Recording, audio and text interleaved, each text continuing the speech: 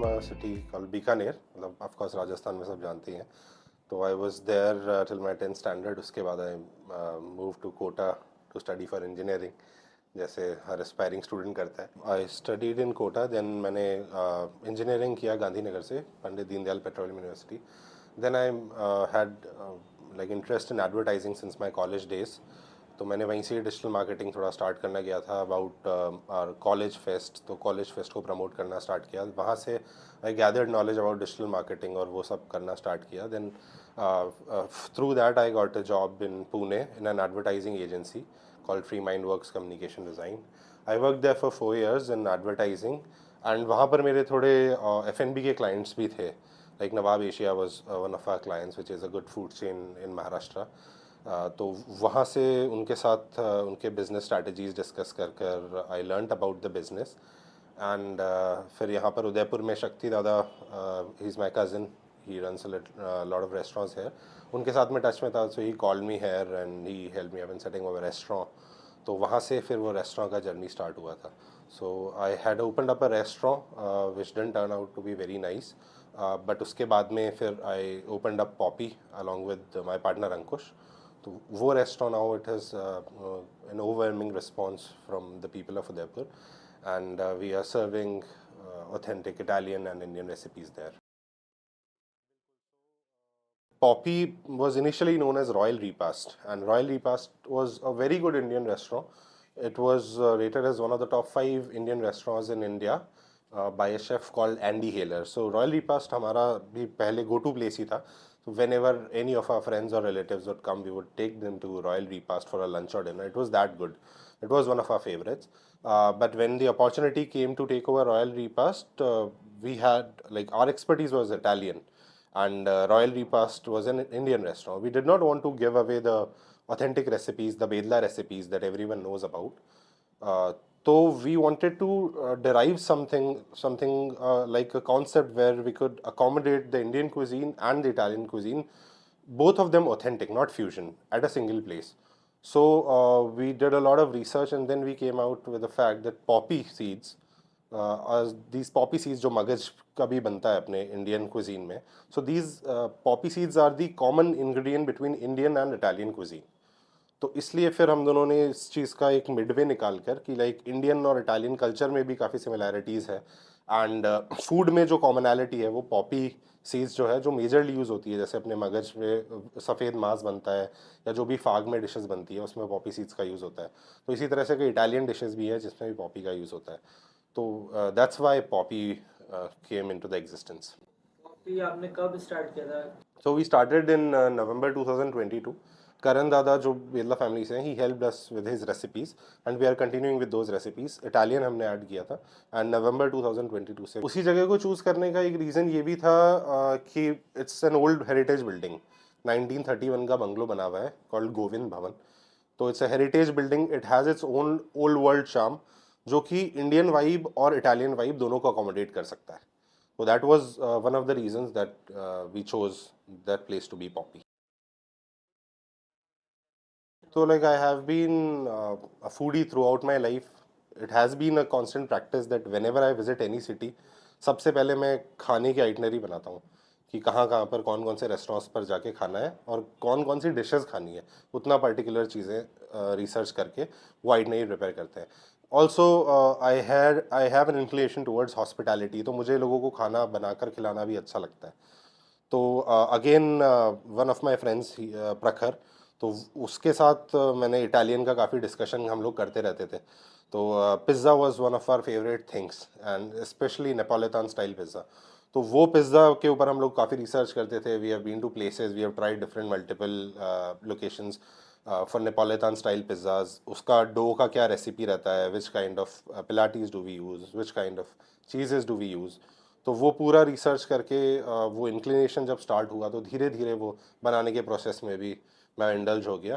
And I am a self taught pizza maker. मैं खुद ही बनाता हूँ. काफ़ी बार लक्षराज सिंह जी हैं जो उदयपुर के महाराज कुमार साहब हैं, वो और उनके वाइफ पधारते हैं, तो कई बार मैं पिज़्ज़ा खुद ही बना के उनको खिलाता हूँ. So pizza has been my favourite food since childhood. तो घर पर भी जब पिज़्ज़ा बनता था बचपन में, थिन क्रस्ट पिज़्ज़ा होता था। Of course it was not as authentic as Italian pizzas are, but हाँ, वहाँ से आप बोल सकते हैं कि the love for pizza started developing. फिर whenever we started going out तो पिज़्ज़ा खाते थे। Then as I told you about my friend Prakhar, तो both of us were pizza enthusiast, और हम लोग डिस्कस करते थे अलग अलग जगह के पिज़्ज़ाज, वहाँ के जो स्टाइल है, थिन क्रस्ट है, नेपोलितान है, डीप डिश है, तो वो सब डिस्कस करते थे। And technically the first time that pizza was made was in Naples, so Neapolitan style pizzas are our favourite, and that's why pizza, ये तो मेरा personal story है। and regarding the commercials, if you talk about the business, why did I introduce pizza into the market of Udaipur, उसका reason ये था कि if you consider the mass palate, तो वो पिज़्ज़ा का काफ़ी अच्छा रहता है थिन क्रस्ट को लेकर। So be it be it any restaurant, be it a cafe, be it a bakery, be it a bar, हर जगह पर पिज़्ज़ा सबसे ज़्यादा उठता है। तो we wanted to elevate the level of pizza, as in everywhere thin crust pizza was being served, we wanted to develop a palette for Neapolitan style pizzas, which is the most authentic pizza to exist ever, because वो Naples में बना था। उस पर आप जो पिलाटी हम use करते हैं वो भी सैन मर्जानो टमेटोज रहते हैं, जो इटालियन टमेटोज हैं। Then the buffalo mozzarella is fresh buffalo mozzarella, it's not processed. तो वो जो टेस्ट आता है, it's a burst of flavours that comes together whenever you take the first bite of this wood fired Neapolitan style pizzas. पूरा मैंने YouTube से सीखा था, बट फिर मैं काफ़ी लोगों से मिला जिनको पिज़्ज़ा बनाना आता है। I have a few friends इन जलंधर, अमृतसर, जिनके पिज़्ज़ेरियाज़ हैं, तो उनसे मिल के एंड उनके साथ ट्रेनिंग करके पूरा टेक्निकलिटी समझ के, I have few friends in Jaipur too, तो उसके उनके साथ में पूरा जो डो मेकिंग का प्रोसेस है, जो इंग्रेडिएंट्स कहाँ से सोर्स करने हैं, टेम्परेचर कितना रहना चाहिए, what kind of oven should be used, low dome चाहिए या हाई डोम चाहिए, तो उस तरीके की टेक्निकलिटीज़ फिर वहाँ से सीखकर धीरे धीरे इट वाज अ प्रोसेस। सो तो इट्स अ पिज्ज़ा सेल्फ के टॉट अलावा थिंग। आप और कुछ भी बनाते हैं अभी? पिज़्ज़ा के अलावा थोड़ा बहुत Indian I can make, but specifically if you ask about, it is the pizza that I have mastered. So उसका रीज़न ये रहता है कि like we are the highest rated restaurant Zomato, if you search in Udaipur we are 4.9 rated. We try to deliver the best kind of food. हमारे processes भी इसी तरह से सेट है कि जो भी हमारे मेन्यू में डिशेस हैं वो mostly these all of the dishes are curated. It's not कि यार हाँ हमने कुछ कॉमन पैलेट के लिए भी रखी है। हाँ, of course there are a few comfort dishes too, but जो प्रोसेस सेट है सर्विस टीम के सजेशंस का, और जो शेफ्स का प्रोसेस है सेट है, तो वो इस तरह से आता है कि everything that comes on your table we try to give it bang on. Of course it's a restaurant, तो कभी कभी मिस्टेक्स भी होती हैं, and that is generally to happen, but we take care of these things and we make sure this, we try to deliver the best in every guest who is coming to the restaurant. Poppy पे काफ़ी सारे celebrities आए हुए हैं। सो when initially it was royal repast, सब Jonty roads आए हुए हैं, शोभा डे है, वो आए हुए हैं, Andy Hiller is a Michelin star critic, then Taapsee Pannu recently came over है, देन आप बॉलीवुड सिंगर्स कहते हो, लीजा मिश्रा है, वो रिसेंटली शी वाज हेयर। तो there are lot of celebrities who have been to Poppy, to name a few I have told. Recently Tapsi Pannu and Amy Burke were here, तो they were in Udaipur for the shoot of their movie खेल खेल में, तब वो लोग यहाँ पे आए थे, and we did not know that Taapsee Pannu was going to come to Poppy. तो randomly I got a call from the staff की तपसी पन्नू इज हियर, तो if you want to come and meet, so I just wanted to take care of the hospitality. So we went there and we had a word with them. Amy Work was also a very fun-loving person. He was all joyous and fun. उनसे बातचीत करी, मतलब everybody was in their element and they were laughing around. There was a drink called May Queen जो तापसी को बहुत अच्छी लगी थी, and she repeated a lot of those drinks. तो it was altogether a funny get together. It was fun. All of them enjoyed and they came for consecutive 2 days. एक दिन नहीं, दूसरे दिन भी वो लोग फिर वापस पॉपी आए थे because they loved the food and ambience. Poppy का नहीं आया हुआ है, इट वाज रॉयल रिपास्ट, तब कॉन्डे नास्ट ट्रैवलर में फीचर हुआ था, एंड उसका एज सच कोई स्टोरी नहीं है। वो directly people reached out to royal repast, and the Bedla family का जो क्विजीन्स है it was well known. So Bedla family have their own sauce which is called Bedla sauce, जो काफ़ी रेसिपीज़ में डालते हैं, तो it's their own secret sauce जो अभी तक हम बेदला फैमिली से ही सोर्स करते हैं, ऊपर से बन के आता है and we put in the recipes. सो काफ़ी सारे फ्लेवर्स हैं जो आपको कहीं और नहीं मिलेंगे। तो वो जो यूएसपी था उसके through Condé Nast Traveler was drawn towards Poppy and they featured it. It was an organic thing for sure. अलग एज इन रेस्टोरेंट्स जो सर्व करते हैं क्विजीन्स, वो सारे जैसे आप अलग क्विजीन का एक रेस्टोरेंट है तो वो एज इन स्टैंड आउट तो करेगा ही करेगा. So if you talk about Italian cuisine Poppy जो है, it boast to be the best Italian cuisine in Udaipur, जो कि अभी जोमेटो रेस्टोरेंट अवार्ड्स के थ्रू भी हमको मिला था. It was a organic voting. And apart from that we are also serving Indian cuisine. So Indian cuisine में भी we are serving rare authentic Indian, जो कि बेदला फैमिली की रेसिपीज़ हैं, जो आपको कहीं और नहीं मिलेंगी. फॉर एग्जाम्पल उनकी रेसिपीज़ है बंजारा आलू है. So for example laal maas है. So it is claimed by the Bedla family that laal maas was first made by Bedla family. And फिर उसके वेरिएशंस हुए थे. So the kind of spices that we use, resham patti and authentic Mathania, तो वो चीज़ें यहीं पर यूज़ होती हैं. बाकी रेस्टोरेंट्स भी करते हैं, बट जो बाकी कई सारी रेसिपीज़ हैं वो हमारी खुद की ही रेसिपीज़ है that you won't get anywhere all across Rajasthan और इनफैक्ट इंडिया, जो काफ़ी सारी बेदला फैमिली की रेसिपीज़ हैं. उसके अलावा we have clubbed it with Italian and the branding has been portrayed in such a way that it's a place where authentic Indian and authentic Italian is served. बिल्कुल sir, restaurant को चलाना बहुत challenging काम है. The reason being आपको 365 days and दोनों shifts में, morning and evening, exact वही खाना डिलीवर करना होता है जो पहली बार किया था.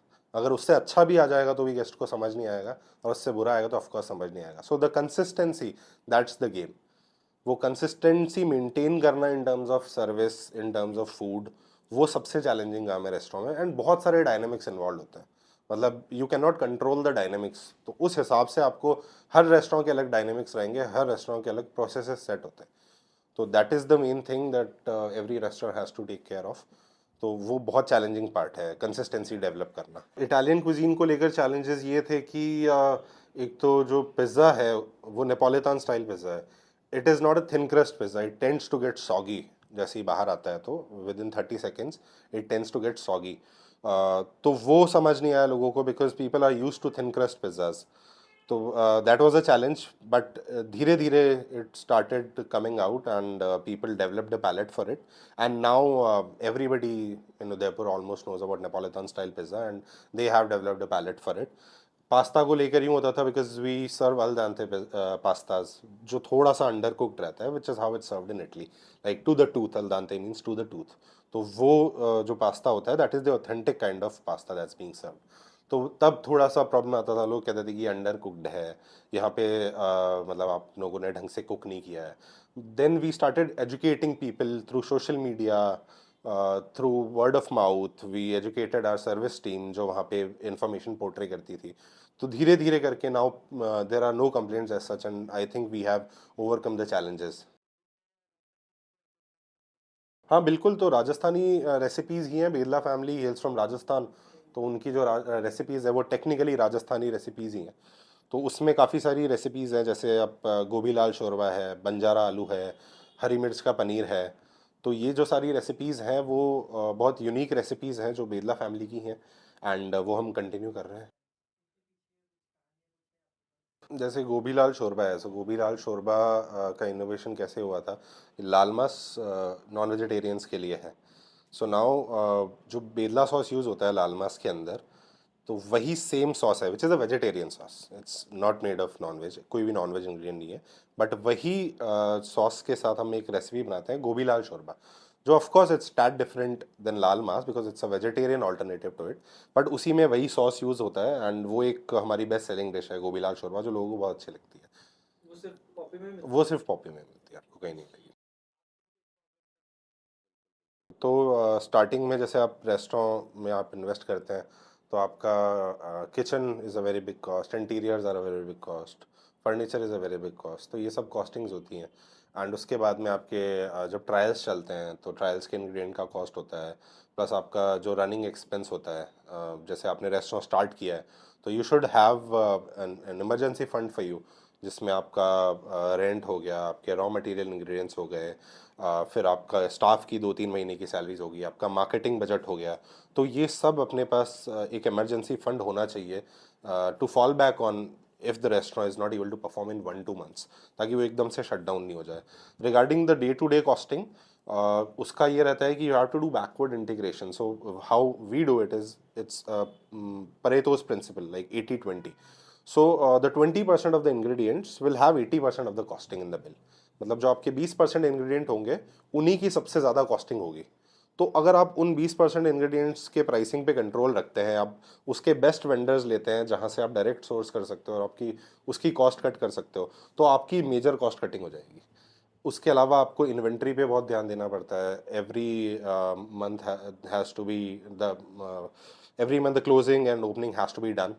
एंड उस हिसाब से आपका पूरा प्राइसिंग रहता है. आपकी कितनी सेल हुई है उसमें आप डिफ्रेंशिएट करते हो. फॉर एग्जांपल आपका ग्रोसरी कितना गया है, आपके वेजिटेबल्स कितने गए हैं, आपका मीट कितना गया है, आपका डेयरी प्रोडक्ट कितना गया है, आपका इलेक्ट्रिसिटी रेंट कितना है. देन वो जहाँ पे आपको बढ़ा हुआ दिखता है. तो इट्स अ कांस्टेंट प्रोसेस, आप एक दिन में नहीं कर सकते. कॉपी की बात है, जब आपने स्टार्ट किया था तो आपने अपनी सेविंग्स लगाई थी या फिर क्या? करेक्ट. तो मतलब ऑफ कोर्स सेविंग्स लगाई थी. एंड थोड़ा स्टार्टिंग में इनिशियल प्रॉब्लम्स तो आती हैं सबको ही, बट धीरे धीरे वी पुल्ड इट ऑफ. ऐसा सच कोई मेजर चैलेंज नहीं आया था. The most important thing about opening up a restaurant is the location.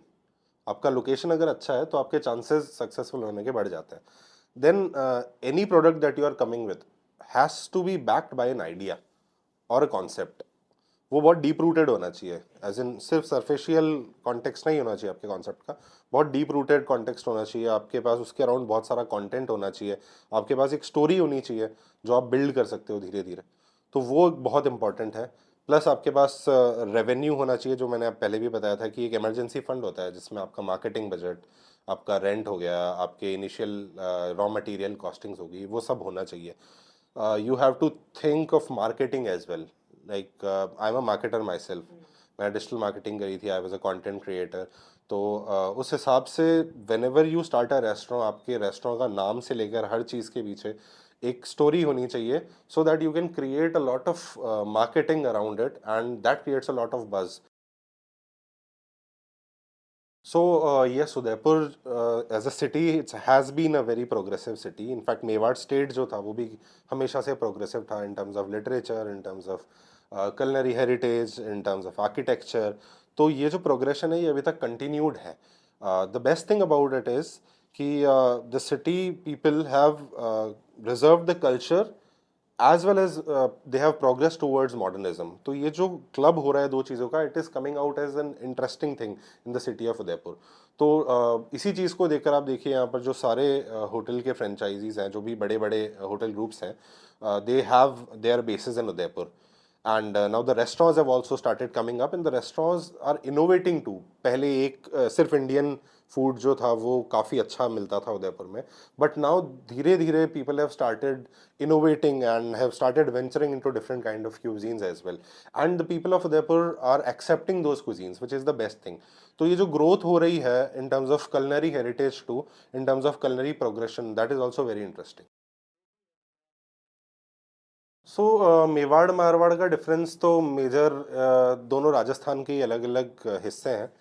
इनका डिफरेंस ऐसा ज़्यादा तो नहीं है.